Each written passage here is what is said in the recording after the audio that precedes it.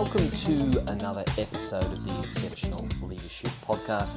As always, I'm your host, Matt Hamilton. Excited to have you joining me for an episode on how to stay calm and collected in the face of chaos. How to be like water, as the great Bruce Lee famously said. And you might have absolutely no idea what that quote means or why it's relevant to a leadership podcast, but fear not, all will be revealed as we set the scene for our conversation today. So without further ado, let's get started. Why did Bruce Lee say be like water, and what the hell did he mean by that? Let's find out. Here we go. Bruce Lee's famous quote, "Be like water," comes from his philosophy of adaptability and fluidity, both in martial arts and in life. He explained this concept in several ways, emphasizing the importance of being flexible and adaptable in the face of challenges. One of his most well-known expressions of this idea comes from an interview in 1971 where he said, "Absorb what is useful, discard what is not, and add what is uniquely your own." Lee believed that, like water, you should be able to adjust to any situation without losing your core self. Water takes the shape of whatever container it is in, yet it retains its true nature. And this idea applies to martial arts.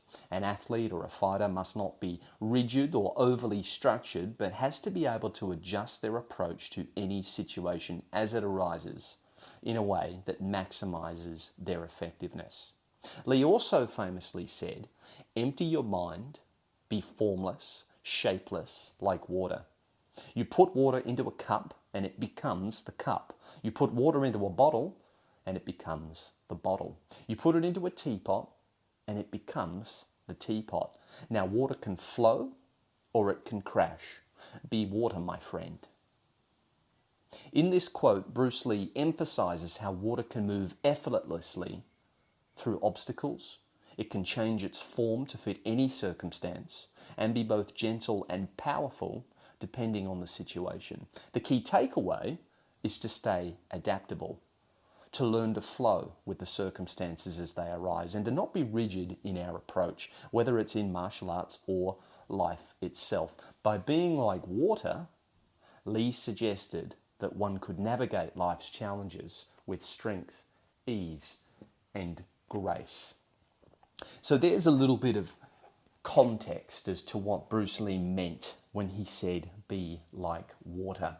And I think this translates really well to a leadership occupation, and it's a great philosophy to have, because as leaders, maybe you have experienced chaos before. I'd be surprised if you hadn't. Leadership, in essence, is about dealing with chaos and bringing organization to chaotic situations. That is a part of what leadership is about. And I don't have to delve back too far in my own history to think of several occasions where there was a lot of chaos around. I remember when I worked for a facilities management company in one of Perth, where I'm located, Perth, Western Australia's biggest hospitals. We had 5,000 staff members on site at any one time across numerous disciplines. And when COVID-19 first broke out and there was all that uncertainty around how it was going to affect us and where it was and how contagious it was and how it spread, all this fear and uncertainty. We saw people dropping dead in New York City and Europe, and that was on the news every night. In those early stages, I remember that people at work were absolutely terrified. We were deemed essential workers, which meant that we didn't have the luxury of working from home. We had to turn up to work. And you can imagine that a hospital is really the last place you want to be when it comes to dealing with a pandemic, because where do all the sick people go? Of course, they come to you and your workplace. So people were quite understandably absolutely terrified that they were at greater risk of contracting this illness because they were working in a place that exposed them to greater risk. So because we were deemed essential workers, we had to be on site, and I saw people break. And in a leadership position at that time, It was my obligation to stay calm in the face of great fear and uncertainty, whilst others around me were essentially losing their minds. I remember, big burly tradesmen just having full-blown panic attacks at morning huddles because they were so fearful that they were at risk of contracting this disease, and essentially because they had to be at a location they deemed it very risky. So I've seen it firsthand. Now maybe you're not in a situation that is quite as extreme as a global pandemic. Maybe you're in a bit more of a common routine situation like a meeting which is getting a bit heated, or a boardroom situation, and maybe you're finding yourself in a position where things are escalating around you. Chaos has reared its ugly head, and despite your best efforts, things are starting to kick off. People are becoming aggressive. Maybe there's some finger pointing going on. Maybe you personally are under attack from an irate member of that team. And as that happens, you can feel your heart rate increase. Maybe your breath begins to quicken. Maybe you start to feel a little bit hot. The palms are sweaty. And we know that that is our fight or flight response kicking in. Now, fight or flight is fantastic if you're in a genuinely life-threatening situation. It was appropriate for when we were having to escape predators on the African savannah as ancient humans, but it's really not that useful in a meeting, is it? In fact, I'd say it's quite problematic. It's not a pleasant sensation, and it's not really something that leads us to making good decisions. So that is what I would like to define as chaos in a meaningful sense for those of us in leadership positions. That is a situation that we could quite rightly deem chaotic, that we will likely have to deal with over and over and over again in our leadership careers. So how do we stay calm in a situation like that? Because we know we're going to experience something like that eventually if we haven't already, and indeed again if we have had that experience. So what I want to focus on today is giving you guys some practical solutions and techniques to handle situations like that. Now, maybe you have a personality that is naturally quite calm under pressure, but even if that is the external picture that is painted with your personality, it's probably safe to say that internally it's a different situation. All right, so if we're in a situation like that where we can feel things escalating, it's getting out of control, we can feel our fight or flight response kicking in, what I have found particularly useful is actually a Navy SEAL technique called box breathing. Now, I don't know whether you've had any exposure to this before, but essentially what it is about is regulating the breath, because anxiety and fear is an inherently physical experience. It's the mental that drives the physical sensations. All of that is controlled by the breath.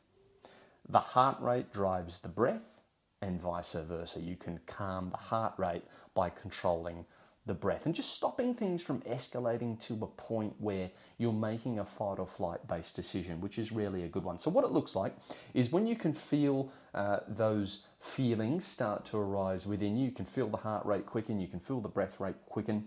What you need to do is start your box breathing. And what that looks like is a nice deep belly breath from way down low, so you should feel your stomach expanding, through the nose, and you do that slowly and deeply for 4 seconds.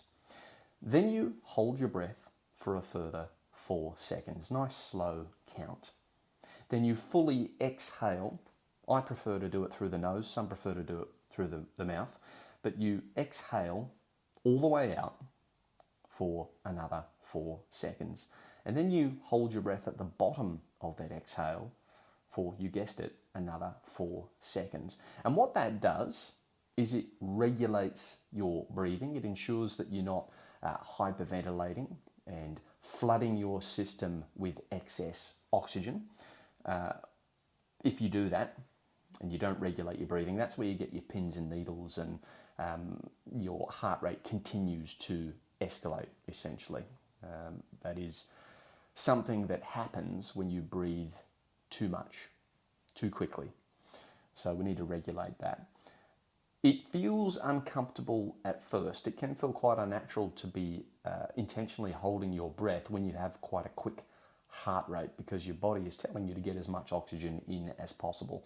But if you can get through that sensation, you will find that after about 30 seconds or so, you do start to feel significantly better. So that's a solid technique and framework that I would recommend that has worked quite well for me. Just as a side note, I will say that if you have a suspicion that the situation you're walking into could be an anxiety-inducing one, maybe it's a big meeting, maybe you're presenting to the boss or, to a panel of peers or superiors, I think box breathing is also a great preparation tool. So don't wait until the fight or flight response has already kicked off and it's obviously harder to get under control in that circumstance. Let's practice a little bit of intelligent prevention, okay, and regulate our breathing using the box breathing technique in the lead up to that challenge. You'll often find that the lead up is the worst bit, and then when you get started, you're actually okay.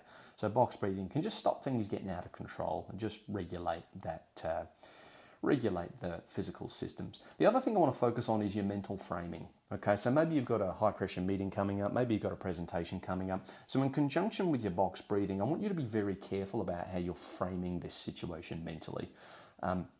Anxiety shares a lot of similarities with excitement. So I want you to frame it as exciting, not anxiety inducing. I want you to frame it as something that you are not expected to be perfect at. It's just something that you are having a go at. And you've prepared to the best of your ability, and whatever happens, happens. So I want you to give yourself a little bit of compassion and leeway through some healthy mental framing. How would you encourage somebody else who was undertaking the same challenge if you weren't presenting and they came to you and said, look, I'm really nervous about this? What would you say to them? And then take that perspective and apply it to yourself. And this is all in the lead up to the event, to the challenge. Acceptance is the other thing I wanted to focus on. Accept that you are going to give it your best, but you're human.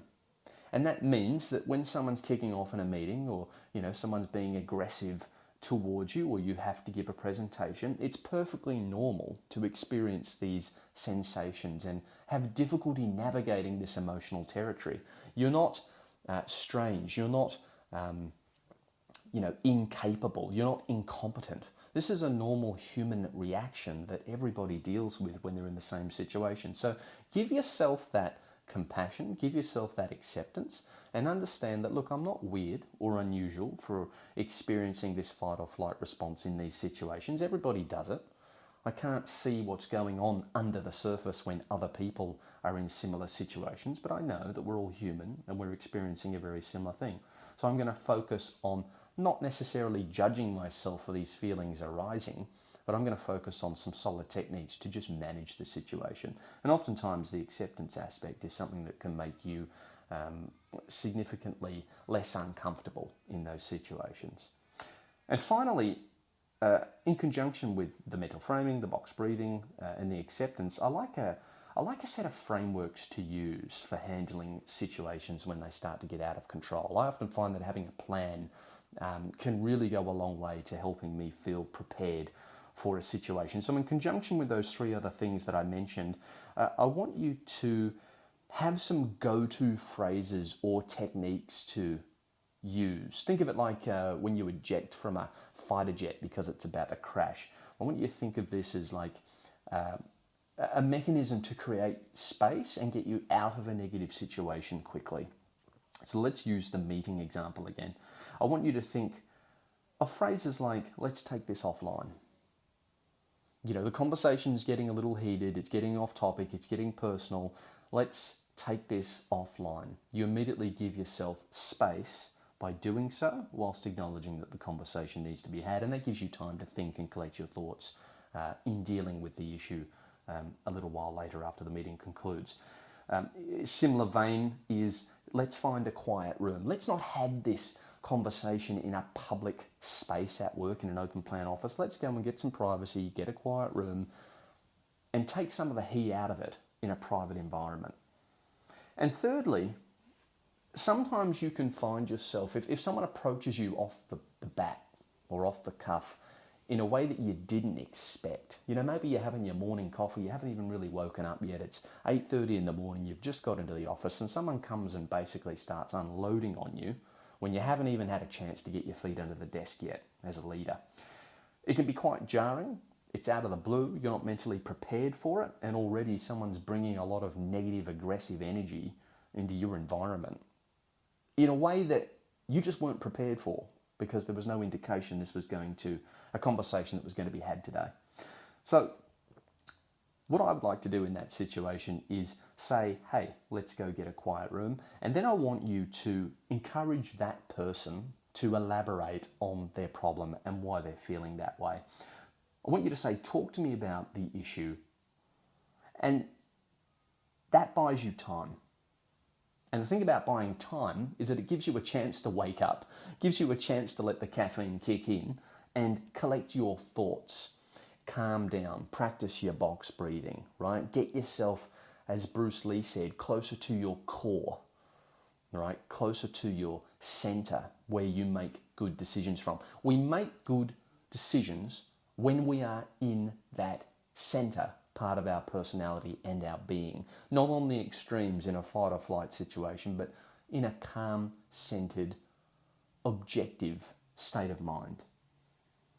So there's some things that hopefully can help you guys, and maybe now you understand why Bruce Lee said it's good to be like water, and maybe you can adopt that philosophy and take that into your leadership approach. So my friends, be like water, and thank you to Bruce Lee for that philosophy. It's a pretty cool one, I think, and very relevant to the jobs that we all do.